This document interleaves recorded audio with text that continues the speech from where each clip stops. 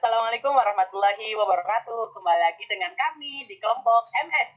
Pada siang hari ini kami akan menjelaskan tentang Al-Quran sebagai sumber ajaran Islam. Sebelumnya kami pengen perkenalkan dulu nih. Perkenalkan, nama saya Wan Darmawan dan teman saya ada siapa nih?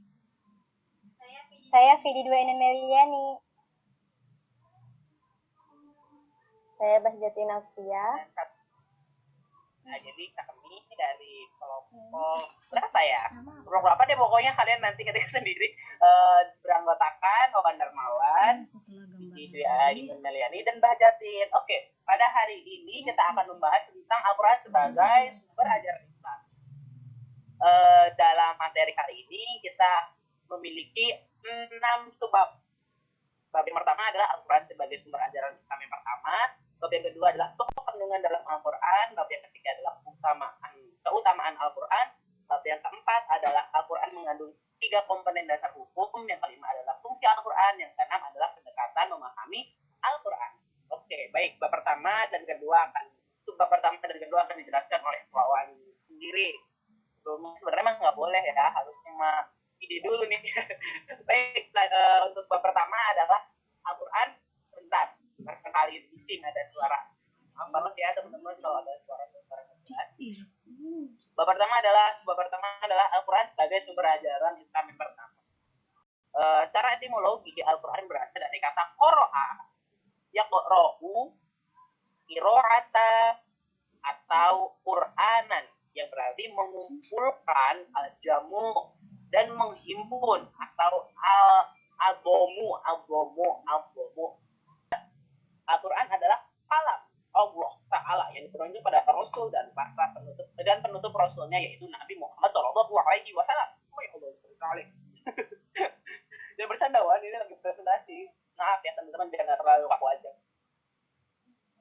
Al-Quran ini diawali dengan surat Al-Fatihah dan diakhiri dengan surat An-Nas. Tapi pada kenyataannya, pada zaman dahulu Allah menurunkan Al-Quran itu, yang pertama kali turunkan itu bukan surat Al-Fatihah ya teman-teman. Itu ya, kalian mungkin udah paham lah, udah khatam. Selanjutnya menurut ulama klasik, Al-Quran itu dijadikan sebagai sumber agama, terus sebagai firman Allah gitu ya, atau wahyu. Kemudian Al-Quran ini diturunkan oleh Allah melalui malaikat Jibril kepada Nabi Muhammad secara berangsur-angsur selama 22 tahun, 2 bulan, 22 hari gitu. Terus Al-Quran ini diturunkan mula-mula di Mekah, kemudian di Madinah. Jadi kenapa bisa ada 2 tempat seperti itu? Ya karena pada zaman dahulu Nabi Muhammad hijrahkan ke Madinah ya. Oke, itu pada slide pertama. Lanjut kita ke slide kedua ya. Lanjut slide kedua. Di slide kedua adalah pokok-pokok kandungan dalam Al-Quran. Pokok kandungan dalam Al-Quran di antara lain adalah satu, petunjuk mengenai akidah yang harus diyakini oleh manusia. Yang kedua adalah prinsip syariah sebagai dasar tindakan manusia dalam hidup agar tidak salah jalan dan tetap dalam koridor yang benar, bagaimana menjaga hubungan dengan Allah dan kepada manusia. Jadi di dalam Al-Quran juga dijelaskan mengenai hablum minallah, hablum minannas. Terus selanjutnya adalah petunjuk tentang akhlak. Jadi buat kalian yang nggak ada akhlak nih, bukalah Al-Quran. Di situ sudah ada petunjuknya. Terus selanjutnya adalah kisah-kisah umat manusia di zaman lampau, seperti itu. Ada tuh di situ kisah-kisahnya. Kalau kalian penasaran kisah-kisah manusia di zaman lampau, silakan bisa buka aja di Al-Quran. Selanjutnya adalah berita tentang zaman yang akan datang. Buat kalian yang masih leha-leha sampai sekarang mengenai bener apa nggak sih nanti ada kiamat, bener atau nggak sih nanti ada surga dan neraka, silahkan buka Al-Qurannya. Di situ sudah dijelaskan mengenai berita tentang zaman yang akan datang. Selanjutnya adalah hukum yang berlaku bagi alam semesta. Emang Islam ini negara yang paling kunci banget. Sebentar ya, ada memang silok lewat. Yang paling kunci banget karena hukum yang di alam aja tuh bisa diatur oleh Al-Quran seperti itu, oleh agama Islam. Seperti itu. Selanjutnya adalah dasar-dasar dan isyarat-isyarat ilmu pengetahuan. Jadi di dalam Al-Quran itu sudah terdapat dasar-dasar ilmu pengetahuan seperti ilmu kedokteran, ilmu pertanahan, kesehatan, apalagi ya ilmu berbicara dan lain sebagainya, itu sudah diatur di dalam Al-Quran dan sudah dijelaskan. Karena sekarang tugas kita sebagai manusia adalah mengembangkan ilmu tersebut. Oke, baik, selanjutnya adalah slide ketiga yang akan dijelaskan oleh sahabat Fidi. Silakan sahabat Fidi. Sekarang keutamaan Al-Quran. Keutamaan Al-Quran ada 5. Yang pertama, sebaik-baiknya orang di antara kamu ialah orang yang mempelajari Al-Quran dan mengajarkannya. Yang kedua, umatku yang paling mulia adalah hufaz. Hufaz adalah penghafal Al-Quran. Hadis riwayat Tirmizi. Yang ketiga, orang-orang yang mahir dengan Al-Quran adalah beserta malaikat-malaikat yang suci dan mulia. Sedangkan orang membaca Al-Quran dan kurang fasih, lidahnya berat dan sulit membetulkannya, maka baginya dapat 2 pahala. Hadis riwayat Muslim. Yang keempat, sesungguhnya Al-Quran itu adalah hidangan Allah. Maka pelajarilah hidangan Allah tersebut dengan kemampuanmu sendiri. Hadis riwayat Bukhari Muslim. Yang kelima, bacalah Al-Quran sebab di hari kiamat nanti akan datang Al-Quran sebagai penolong bagi pembacanya. Hadis riwayat Tirmizi. Kemudian Al-Quran mengandung 3 komponen dasar. Komponen dasar hukum. Yang pertama hukum i'tiqadiyah, yang kedua hukum amaliyah, yang ketiga hukum khuluqiyah.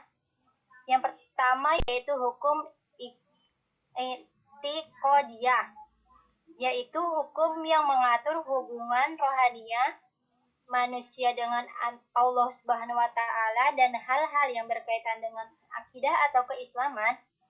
Hukum ini mencerminkan dalam rukun Islam.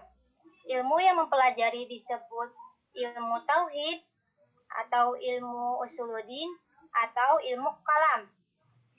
Yang kedua, hukum amaliyah, yaitu hukum yang mengatur secara lahiriah hubungan manusia dengan Allah Subhanahu wa taala, antara manusia dengan manusia serta manusia dengan lingkungannya.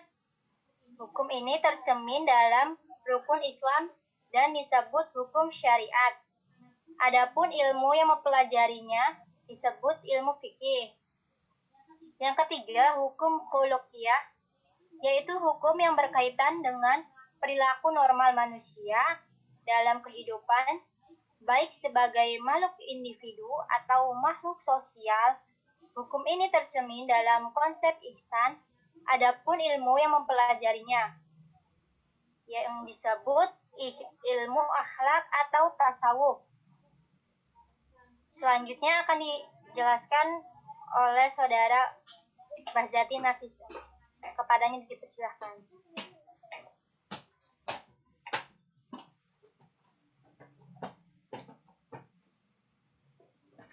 Suaranya dinyalain. Baik, sekarang di slide 7, poin 5, yaitu fungsi Al-Quran.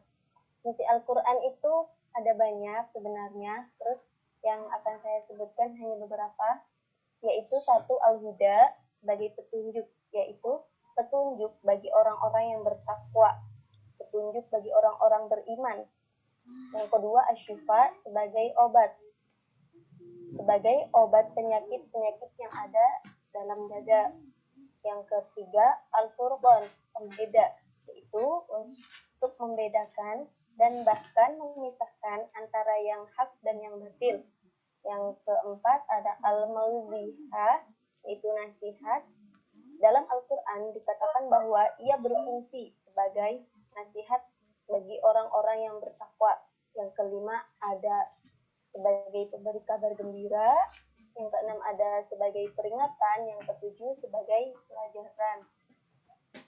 Kemudian lanjut ke slide 8, itu ada poin ke-6, pendekatan memahami Al-Quran.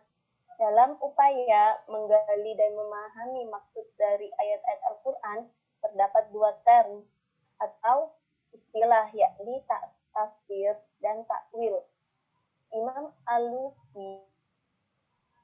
Al-Alusi berpendapat bahwa menurutnya tafsir adalah penjelasan makna Al-Quran yang zahir, nyata, Sedangkan takwil adalah penjelasan para ulama dari ayat yang maknanya tersirat, serta rahasia-rahasia ketuhanan yang terkandung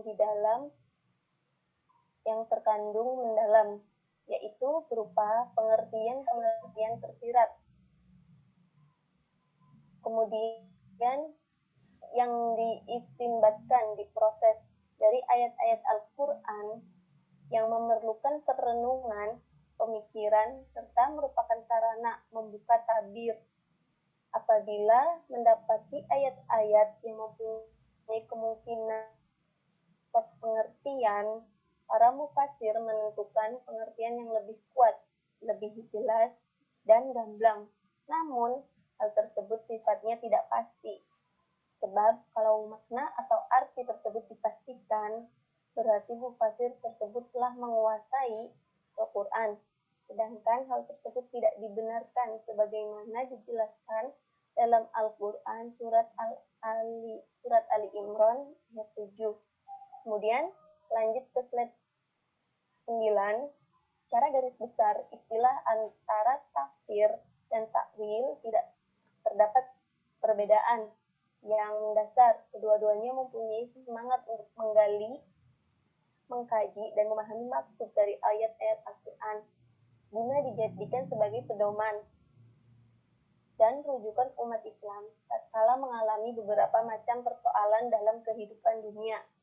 Metodologi tafsir adalah ilmu tentang metode menafsirkan Al-Quran, pembahasan ilmiah tentang metode-metode tafsir Al-Quran, pembahasan yang terkait dengan cara penerapan metode terhadap ayat-ayat Al-Quran disebut metodik.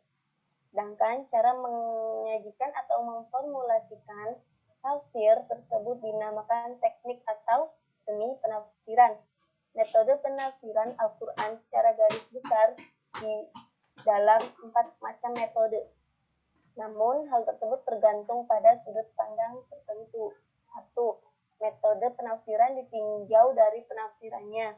2. Metode penafsiran ditinjau dari cara penjelasannya. 3. Metode penafsiran ditinjau dari peluasan penjelasan. Yang keempat, metode penafsiran ditinjau dari aspek sasaran dan sistematika ayat-ayat yang ditafsirkan. Kemudian lanjut ke slide 10, yaitu Ulumul Quran. Menurut As-Suyuti dalam kitab Itmamu Al-Diroyah, ilmu yang membahas tentang keadaan Al-Quran dari segi turunnya, sanadnya, adabnya, makna-maknanya, baik yang berhubungan dengan lafaz-lafaznya maupun yang berhubungan dengan hukum-hukumnya dan sebagainya. Ulumul Quran merupakan suatu ilmu yang mempunyai ruang lingkup pembahasan yang luas. Secara garis besar, ilmu Al-Quran terbagi 2 pokok bahasan, yaitu ilmu yang berhubungan dengan riwayat-riwayat semata-mata. Yang kedua, ilmu yang berhubungan dengan diroyah, yakni ilmu yang diperoleh dengan jalan penelaah secara mendalam. Kemudian pertumbuhan dan perkembangan ulumul Quran menjadi suatu disiplin ilmu melalui proses secara bertahap sesuai dengan kebutuhan dan kesempatan untuk membenahi Al-Quran dari segi keberadaannya dan segi pemahamannya. Kemudian slide 11, yaitu tafsir Al-Quran adalah ilmu pengetahuan untuk memahami dan menafsirkan yang bersangkutan dengan Al-Quran dan isinya, berfungsi sebagai mubayyin, menjelaskan tentang arti dan kandungan Al-Quran, khususnya menyangkut ayat-ayat yang tidak dipahami dan samar artinya. Tafsir berasal dari kata al-fusru yang mempunyai arti al-ibanah, al-kashif, menjelaskan, menyingkat sesuatu menurut pengertian terminologi, seperti dinukil oleh Al-Hafiz As-Suyuti dari Al-Imam Az-Zarkashi, ialah ilmu untuk memahami kitab Allah Subhanahu wa Ta'ala yang diturunkan kepada Nabi Muhammad menjelaskan makna-maknanya, menyimpulkan hikmah dan hukum-hukumnya. Sekian penjelasan dari saya untuk 2 poin terakhir.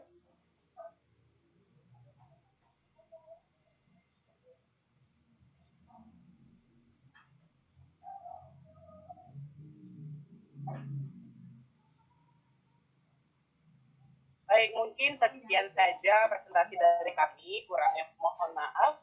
Terima kasih atas perhatiannya teman-teman. Wassalamualaikum warahmatullahi wabarakatuh. Waalaikumsalam warahmatullahi wabarakatuh.